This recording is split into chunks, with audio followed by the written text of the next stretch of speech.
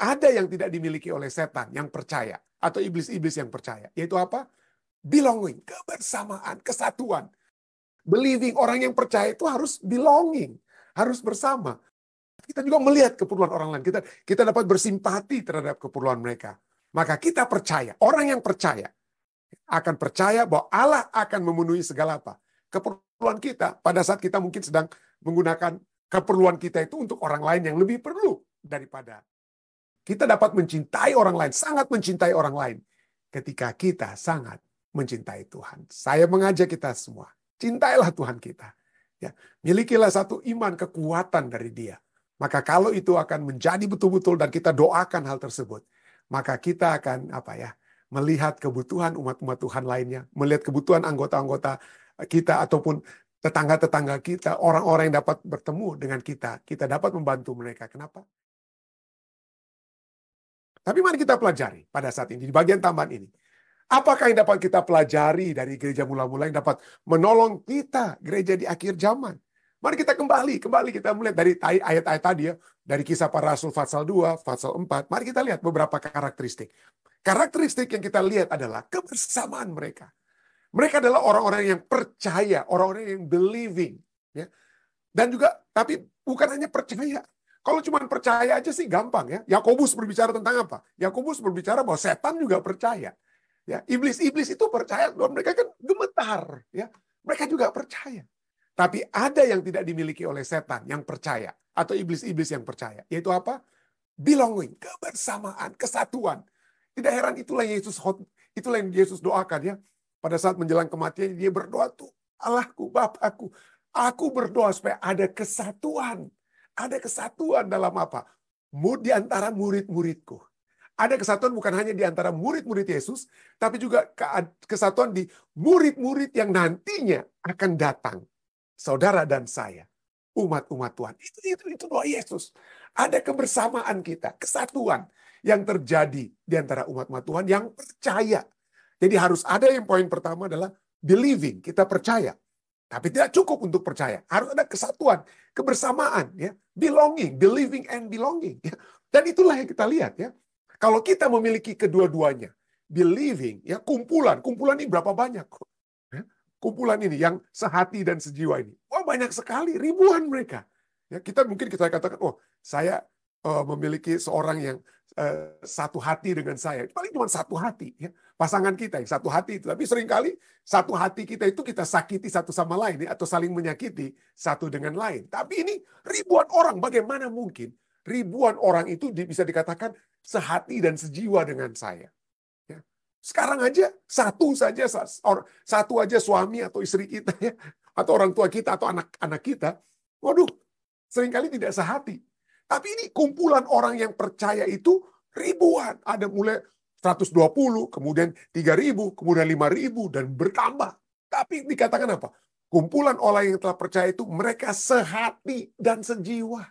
Mereka believing, percaya, dan sehati dan sejiwa belonging. Ya. Dan apa akibat daripada kepercayaan mereka? Dan juga kebersamaan mereka, kepercayaan dan kebersamaan mereka. Mereka hidup dalam kasih karunia yang melimpah-limpah.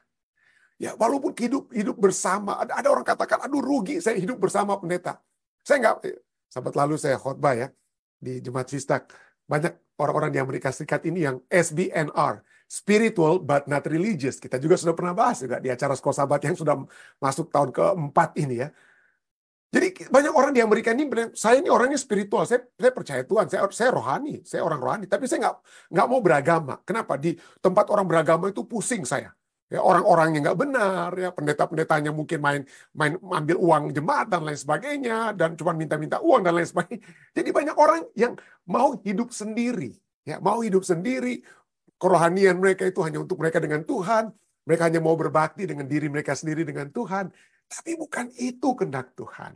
Kehendak Tuhan kita untuk apa? Believing, orang yang percaya itu harus belonging, harus bersama.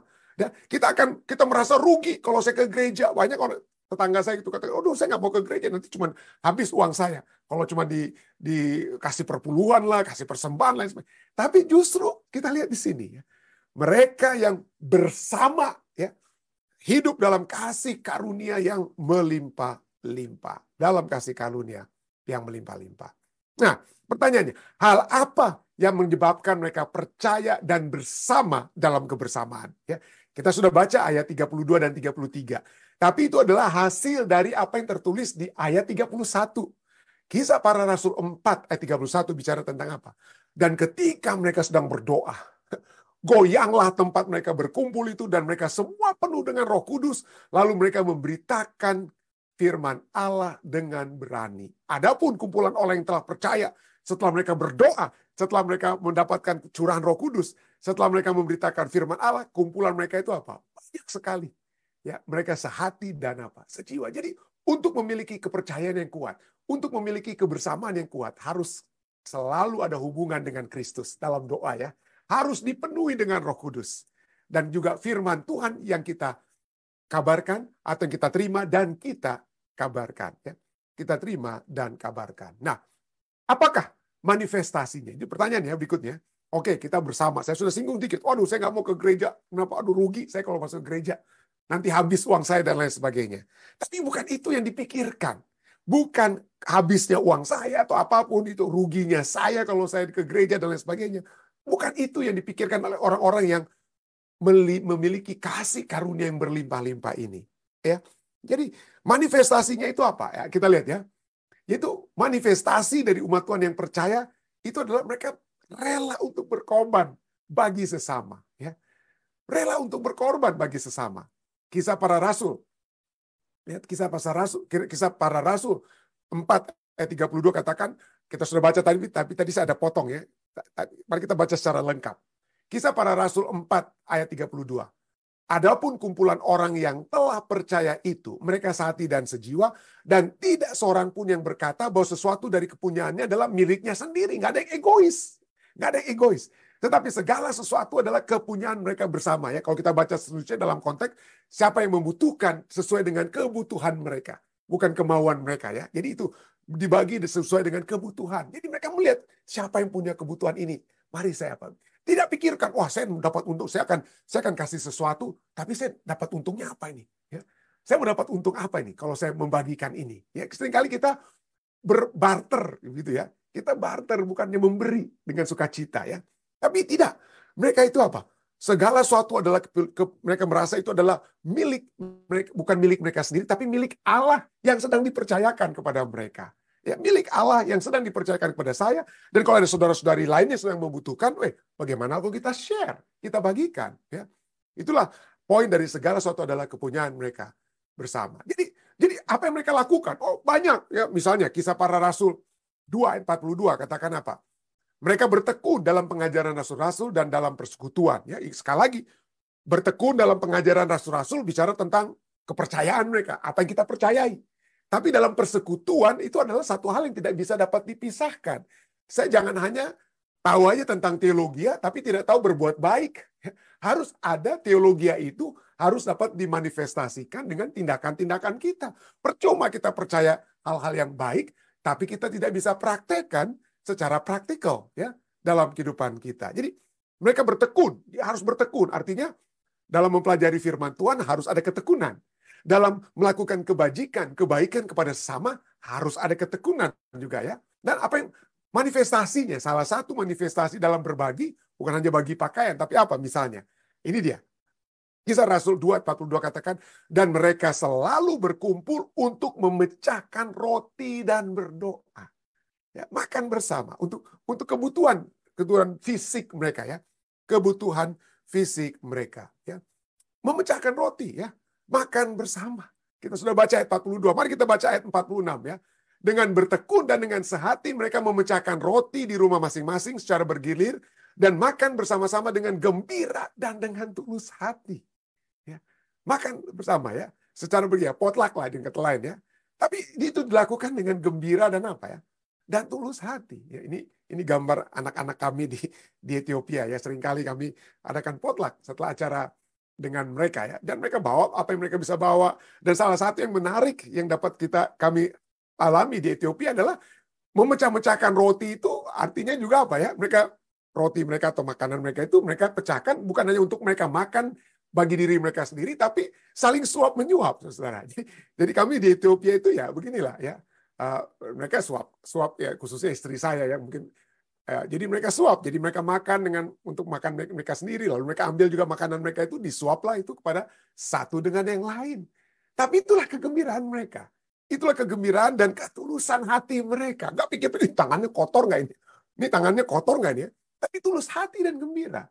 Ya, saya ingat waktu masih SMA ya, kelas 2 SMA sampai hampir selesai kelas 3 SMA, saya bersekolah di Jakarta di Keramat Pulo ya. Jadi kadang-kadang ya kita berbagi, kita makan bakso, ada di luar sekolah kami ada bakso, makan di situ. Tapi kadang-kadang kalau ada yang lagi lapar, misalnya kalau lagi lapar dia nggak mau berbagi, maka yang dilakukan di baksonya itu dia ludahi dulu gitu ya. Dia ludahi dulu, dia nggak mau berbagi ya. Kata lain. Tapi itulah ya. Tapi bukan demikian dengan apa ya, umat-umat Tuhan pada mula-mulanya. Mereka dengan gembira, dengan tulus hati, mereka apa? Secara praktikal ya. Mereka Rasul Paulus ataupun Yesus selalu berkata, biarlah mereka satu, biarlah murid-muridku itu menjadi satu, biarlah kita saling memperhatikan satu dengan lain, biarlah kita saling mengutamakan satu dengan yang lain, itulah saling suap menyuap. Tapi itu kan teologianya atau pengajarannya kan, mengutamakan satu dengan yang lain, kebersatuan satu dengan lain. Manifestasinya itu apa? Oke, apa yang kira-kira manifestasinya? Nah, di Ethiopia manifestasinya itu yaitu kita makan saling suap menyuap. Apa yang ada di saya punya piring itu adalah milik Anda sendiri ya. Jadi itu dilakukan dengan gembira dan ketulusan hati ya. Cukup menarik. Apa artinya tulus hati? Nah, oke, apa artinya tulus hati di sini? Dalam Kisah Rasul 2:46 bicara tentang tulus hati. Nah, kata tulus hati itu dari kata bahasa Yunaninya menarik sekali ya. Dari kata apeloteti kardiologi, hati ya. Apeletoti, apa itu artinya apeletoti? Apeletoti artinya tanpa batu. Jadi hati yang tanpa batu. Hati yang tulus artinya di hati tersebut tidak ada batu. Ya. Artinya itu apa? Rela untuk diberikan. Kalau ada batu itu jadi berat. Hatinya berat. Aduh, berat hati. Aduh, nanti kalau saya bawa lagi makanan ke potluck nih, aduh nanti habis nih saya. Dan lain sebagainya. Hatinya berat. Hatinya itu ada batu. Ya. Jadi orang yang tulus hati, hatinya itu tidak ada batu. Nggak hitung-hitung dia dengan kata lain ya. Dia tidak hitung-hitung. Hati yang tanpa batu, hati yang tidak rumit, yang tidak terbebani, tanpa hambatan, atau seperti kita dengar, batu sandungan. Dia rela memberikan. Rela untuk memberikan. Dan pada saat kita memiliki hati yang tanpa batu, atau tulus hati, maka itu ada pertumbuhan. Maka ada pertumbuhan di jemaat. Ada kebersamaan, ada kepercayaan. Kita nggak langsung bilang, ini saudara ini kebaikannya ini untuk apa nih? Apa ada udang di balik batu? Itu sering kali katakan ya, ada udang di balik batu. Atau hatinya itu tulus nggak dia? Atau hatinya berat nggak dia? Dan gereja mula-mula tidak demikian. Dia tidak pikir, ini ada orang yang butuhkan bantuan, tapi kalau saya bantu dia, nanti waktu saya untuk mau untuk kesenangan diri saya terganggu nih. Tidak. Kita memikirkan kebutuhan orang lain. Kita memikirkan apa yang dapat kita lakukan untuk orang lain tanpa kita harus berpikir apa untungnya buat saya. Apa keuntungan buat saya? Kalau kita memikirkan keuntungannya buat saya dan lain sebagainya, maka kita memiliki hati yang membatu. Hati yang ada batunya, bukan hati yang tulus. Tapi tidak demikian. Gereja mula-mula pada saat mereka melihat apa ini kebutuhannya. Oh, makanan, mereka berikan. Apa kebutuhan? Oh, pakaian dan lain sebagainya. Ini gereja misalnya. Gereja di Tesalonika itu dipuji oleh Rasul Paulus. Kenapa? Karena beda dengan gereja Korintus. Gereja Korintus gereja yang kaya. Tapi Tesalonika di Asia Minor itu gereja yang miskin. Tapi justru mereka itu suka untuk memberi. Suka untuk memberi. Ya. Dan itulah ada sukacita. Ada sukacita pada saat kita memecahkan roti ya, secara bergilir, saling berbagi. Ada kegembiraan. Pada saat ada ketulusan hati. Pada saat kita berbagi, hati kita yang tidak membatu. Tidak heran. Winston Churchill katakan apa? Winston Churchill katakan bahwa kita hidup dari apa yang kita dapatkan. We make a living by what we get. Kita hidup kan, saya dapat gaji. Kayak itu saya dapat itu. Kita dapat hidup dari apa yang kita dapatkan, tetapi kita membuat kehidupan. But we make a life, bukan lagi living, tapi alive. Kita membuat kehidupan atau menghidupkan dari apa yang kita berikan. Bukan hanya uang tentu saja. Berikan pemikiran kita, berikan waktu untuk kita antar mungkin kalau di Amerika ini ya. Ya, saya bukan hanya jadi pendeta, tapi mungkin ya, kalau ada yang perlu untuk apa ya dibawa untuk ke kantor ini, kantor itu, mari kita saling membantu. Ada yang diperlukan untuk apa? Untuk urusan keimigrasian, mari kita saling membantu, saudara ya. Kenapa? Karena itulah kita mendapatkan apa? Kehidupan tersebut. We make alive, ya. We make alive dari apa yang kita berikan. Ya. Kalau Anda bertanya kepada orang-orang di Ethiopia, 10 tahun kami di sana, itu pendeta Rantung itu what comes to their mind? Seringkali itu yang mereka bilang ya, bukan karena saya ingin angkat diri saya atau apa, bukan itu yang mereka katakan ya. Mereka tidak bilang, oh pendeta Rantung tuh saya ingat dia punya khotbah ini itu. Wah, enggak. Bukan. Tapi yang mereka ingat adalah bahwa kami di tempat kami seperti saya pernah katakan waktu lalu itu ada banyak pohon buahnya ya. Ada buah advokat yang besarnya hampir sebesar kepala orang, anak kecil ya. Ya. Kita bagi-bagikan semua. Ada jambu kita bagikan. Ada apa ya? Ada mangga, kita bagi-bagikan. Kita nggak kepikiran saya untuk bagi, karena kepikiran saya waktu itu hanya karena ini busuk nih buah-buahan ini kalau hanya kami cuma makan sendiri kan. Banyak sekali. Jadi kita bagi-bagi saja.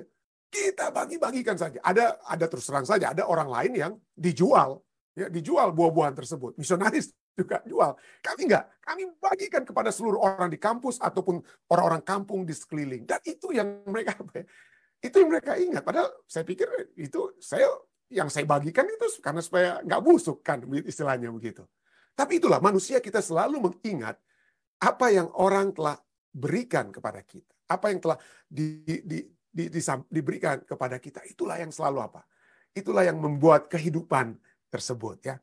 Nah, seperti saya katakan tadi ya, tidak harus kita menjadi orang kaya untuk dapat menjadi pemberi. Kalau kita lihat seperti tadi, seperti saya katakan, gereja di Tesalonika lebih memberikan dari segi proporsinya, dari segi pendapatan mereka memberikan lebih banyak daripada orang-orang Korintus yang kaya. Dan di Amerika Serikat ini juga demikian. Orang-orang kaya, mereka hanya dari penghasilan mereka di Amerika, mereka memberikan 1,68%. Ya, dari penghasilan mereka, orang-orang kaya secara proporsinya itu mereka berikan itu hanya 1,68% yang untuk mereka kebaikan mereka untuk mereka sumbang-sumbangkan. Tapi orang-orang yang di kelompok yang miskin di Amerika Serikat ini 3,72%. Itulah jumlah proporsi pendapatan mereka dan berapa banyak yang mereka berikan kepada kebaikan mereka terhadap orang-orang yang membutuhkan ataupun gereja dan lain sebagainya. Jadi dengan kata lain, orang miskin di Amerika Serikat, ya bukan orang-orang kaya, memberikan 2 kali lipat dari segi proporsinya, dari segi pendapatan berapa persentase pendapatan mereka itu 2 kali lipat dari orang-orang kaya ya. Itu hasil pendidikan. Dan ini jadi tadi sepanjang hari ini saya bertanya kok gitu ya? Kenapa? Kenapa orang miskin itu tendensinya lebih generous ya dari segi proporsi? Mungkin orang kaya bilang, oh saya kan jumlahnya banyak nih. Tapi jumlah yang banyak itu kalau dibandingkan dengan gaji Anda cuma 1,67% ya. Tapi orang miskin, dia mungkin jumlah uangnya sedikit, tapi dia itu 2 kali lipat persentasenya dari orang kaya. Nah kenapa? Why poor people? Kenapa? Mengapa orang miskin cenderung lebih dermawan dibandingkan dengan orang yang kaya ya sebanding dengan pendapatan mereka. Nah, kenapa? Ini poinnya. Ya. Orang miskin ini dari artikel ini ya, dari The Economic Times Wealth ini ya, dikatakan bahwa orang miskin cenderung lebih melihat ya, the poorer people are more likely to notice, engage with, pay attention to and empathize with other humans compared to the rich. Jadi orang miskin cenderung lebih melihat, lebih terlibat, lebih memperhatikan dengan cermat dan berempati dan bersimpati dengan orang lain dibandingkan dengan orang kaya. Orang kaya mungkin lagi berpikir, ini kan hasil kerja keras saya dong. Ya, jadi dia lebih memiliki entitlement, rasa berhak. Saya berhak dong, ini uang saya kok. Tapi orang miskin lebih melihat, apa kebutuhan orang lain. Kalau orang kaya mungkin apa keuntungannya buat saya. Lebih fokus pada dirinya. Orang miskin, apa kebutuhan orang lain. Dan itulah sebabnya ya. Itulah sebabnya kenapa pertanyaan tadi ya, why poor people tend to be more generous? Karena mereka lebih melihat kebutuhan orang lain, bersimpati, berempati terhadap orang lain ya. Dan ini artikel lainnya, Berkeley Research dari University of California. Ya, penelitian dikatakan affluent menunjukkan bahwa orang kaya cenderung tidak mau menjangkau orang lain pada saat terjadi adanya kekacauan. Jadi tidak. Kalau pada saat ada masalah besar di dalam dunia ini, mereka tidak memikirkan orang lain, memikirkan diri mereka sendiri, ya. Jadi itu ya. Dan kita sering lihat, mungkin Anda pernah melihat video-video di YouTube ya, seperti ini Omar Ghosh. Dia seringkali membuat sosial eksperimen ya di YouTube. Apa yang dia buat misalnya? Dia berpakaian, ini yang di sebelah kanan Anda yang pakai kacamata hitam itu si Omar Ghosh. Dia suka coba apa? Dia coba berbuat sosial eksperimen. Salah satu waktu dia pakai pakaian compang-camping, lalu dia pergi kepada homeless, ya, kepada homeless, orang yang tidak punya rumah, orang yang ada tinggalnya di jalan, ya. Lalu dia minta kepada mereka, apa Anda punya uang recehan? Boleh saya minta uang recehan Anda? Menarik sekali.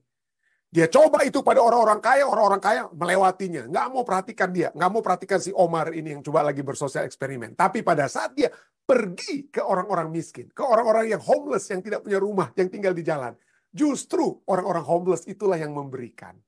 Kenapa? Karena mereka memiliki empati terhadap orang lain. Orang lain membutuhkan, saya juga membutuhkan. Tapi mungkin dia lebih membutuhkan dari saya. Mari saya berikan kepada dia. Ada seorang penulis buku lainnya, Judith Notes. Judith Notes menulis buku, You Are My Brother. Engkau adalah saudaraku. Ya. Dia berbicara tentang pelajaran-pelajaran yang dia miliki. Judith ini dia bergaul dengan orang-orang homeless. Beberapa waktu lamanya dia bergaul, mencari tahu kisah-kisah mereka, cerita-cerita mereka, dan lain sebagainya. Dan dia katakan apa? Kembali lagi seperti yang dialami oleh Omar Ghosh, bahwa orang-orang homeless ini, mereka lebih memiliki simpati terhadap orang-orang yang membutuhkan, ya, daripada orang-orang lainnya yang tidak berada dalam satu situasi seperti mereka. Jadi inilah ya, kenapa bagi orang-orang miskin seperti orang-orang gereja Kristen mula-mula, kalau mereka telah melihat apa yang Tuhan sudah nyatakan kepada mereka, dan mereka melihat kebutuhan sesama mereka, mereka percaya. Kalau mereka adalah orang-orang yang percaya, ya, maka mereka juga percaya terhadap firman-firman Tuhan seperti firman Tuhan seperti ditulis oleh Rasul Paulus dalam Filipi 4 ayat 19. Allahku akan memenuhi segala keperluanmu menurut kekayaan dan kemuliaannya dalam Kristus Yesus. Kalau kita memikirkan keperluan orang lain, kita melihat segala keperluan kita. Ya, kita ada keperluan, tapi kita juga melihat keperluan orang lain. Kita dapat bersimpati terhadap keperluan mereka. Maka kita percaya, orang yang percaya akan percaya bahwa Allah akan memenuhi segala apa? Keperluan kita pada saat kita mungkin sedang menggunakan keperluan kita itu untuk orang lain yang lebih perlu daripada kita. Ya. Tidak heran ya, kita lihat kembali pada ayat kita. Ya, orang yang percaya itu adalah orang yang memikirkan kebersamaan. Ya. Kisah Para Rasul 2, 44-45 katakan, dan semua orang yang telah menjadi percaya tetap bersatu. Yang percaya itu tetap bersatu, belonging ya. Dan segala kepunyaan mereka adalah kepunyaan bersama. Dan selalu ada dari mereka yang menjual harta miliknya, lalu membagi-bagikannya kepada semua orang sesuai dengan keperluan masing-masing. Kalau kita perlu untuk menjual sesuatu, untuk memenuhi keperluan orang yang betul-betul perlu, kenapa itu kita tidak lakukan? Kenapa? Karena kita percaya. Orang yang percaya selain percaya terhadap apa yang ditulis dalam Filipi, Allahku akan memenuhi segala keperluanmu. Orang yang percaya juga akan memiliki satu kepercayaan. Seperti doa Bapa kami, berikanlah kami pada hari ini, Matius 6 ayat 11, makanan kami yang secukupnya. Ya, kembali kita melihat apa yang dikatakan Winston Churchill tadi. Itulah memberikan hati yang gembira. Pada saat kita dengan tulus hati dapat apa? Memberikan, memperhatikan orang lain. Dan di tengah-tengah, seperti pelajaran kita, di tengah masalah sekalipun, ya kita dapat melihat tentunya tuntunan Tuhan yang dapat langsung pada kita. Tetapi pada saat yang bersamaan, kita juga dapat menjadi saluran tuntunan Tuhan kepada saudara-saudari kita lainnya yang sedang apa ya, membutuhkan. Kembali Winston Churchill katakan, kita hidup dari apa yang kita dapatkan, tetapi kita membuat kehidupan. We make a life by what we give. Dari apa yang kita berikan. Apa hasilnya? Apa hasilnya dari kepercayaan dan kebersamaan yang dimiliki, dari believing and belonging dari gereja mula-mula. Kisah Para Rasul 4:33 katakan, dan dengan kuasa yang besar. Mereka memiliki kuasa yang besar. Kenapa? Karena mereka percaya dan menghidupkan kepercayaan mereka. Membantu satu dengan yang lain. Dan dengan kuasa yang besar, Rasul-rasul memberi kesaksian tentang kebangkitan Tuhan Yesus. Dan mereka semua hidup dalam kasih karunia yang melimpah-limpah. Saya bersyukur pada Tuhan untuk jemaat kami di Fisdak ya. Yang seperti saya katakan waktu lalu, pada saat hari Minggu lalu, pada saat kami tiba sekalipun, wah, begitu kami tiba di apartemen, wah sudah lengkap apartemen kami, sudah diisi ya. Biasanya apartemen kalau kami pindah itu kosong ya. Tapi pada saat kami pindah dari Ethiopia, kami hanya bawa 8 koper. Ya. Kami bertiga, jadi cuma 6 koper yang sesuai itu. Kami bawa hanya 6 koper, nggak ada perabot yang kami bawa dari Ethiopia. Tapi begitu kami kami tiba di apartemen kami, semua kebutuhan di apartemen itu sudah dipenuhi oleh umat-umat Tuhan. Dan bukan hanya kepada kami sebagai pendeta mereka. Saat ini pun, anggota-anggota di jemaat ini saling melihat, ini siapa yang baru datang dari Indonesia. Apa keperluan mereka? Mungkin keperluan mereka itu mungkin buat ID atau apalah, ya, atau tempat tinggal. Kita usahakan ya. Waktu lalu ada yang satu keluarga yang baru datang, lalu ketua jemaat kami, Bapak Jaminten dan pendeta muda Tulus, udah. Kami ruang tamu kami saja bolehlah dipakai dulu untuk apa? Untuk tempat tinggal mereka sementara dan lain sebagainya. Jadi inilah ya, pada saat itu terjadi apa yang terjadi, ya, seperti gereja mula-mula ya. Saya katakan, kalau kita terus-menerus secara bertekun ya, terus kita lakukan itu, akan ada kuasa yang besar. Bukan apa? Kita dapat memberi kesaksian tentang kebangkitan Tuhan Yesus. Dan kita hidup dalam kasih karunia yang berlimpah-limpah. Ellen White ya, dalam tulisannya di Bible Training School di tahun 1906 ya, tanggal 1 Februari, apa yang dituliskan ya? Dia kata ini dikatakan ya, if all would reveal, jika semua orang dikatakan mau menampakkan, mau menyatakan persatuan dan kasih yang seharusnya ada di antara saudara bersaudara, kuasa Roh Kudus akan nyata dalam pengaruhnya yang menyelamatkan. Kalau kita saling membantu, maka kuasa Roh Kudus akan nyata dalam pengaruhnya yang menyelamatkan. Apalagi sesuai dengan kesatuan kita dengan Kristus. Kalau kita percaya, kita disatukan dalam doa dengan Kristus, satukan dalam iman kita kepada Kristus, maka kita akan mempunyai kekuatan untuk menyelamatkan jiwa-jiwa. Itulah sebabnya ya, di tengah-tengah penderitaan, penyiksaan yang sedang dialami oleh umat-umat Tuhan di gereja mula-mula. Kenapa bisa sampai satu hari 3.000, satu hari 5.000 orang dibaptiskan? Karena ada persatuan di antara mereka. Bukan hanya persatuan dalam satu doktrin atau satu kepercayaan, tapi kesatuan dalam menolong secara praktikal satu dengan yang lain ya. Kita katakan, statement ini katakan, kita paling mencintai orang lain. Kita dapat mencintai orang lain, sangat mencintai orang lain ketika kita sangat mencintai Tuhan. Saya mengajak kita semua, cintailah Tuhan kita. Ya, milikilah satu iman kekuatan dari Dia. Maka kalau itu akan menjadi betul-betul dan kita doakan hal tersebut, maka kita akan melihat kebutuhan umat-umat Tuhan lainnya, melihat kebutuhan anggota-anggota kita ataupun tetangga-tetangga kita, orang-orang yang dapat bertemu dengan kita. Kita dapat membantu mereka. Kenapa? Karena kita sudah menerima kasih karunia Tuhan, mencintai Tuhan yang sudah mencintai kita dengan begitu dahsyatnya. Kiranya kita semua dapat mencintai Tuhan kita dan mencintai sesama, sehingga ada persatuan kekuatan di dalam kehidupan kita masing-masing. Saya berdoa di dalam nama Yesus. Amin.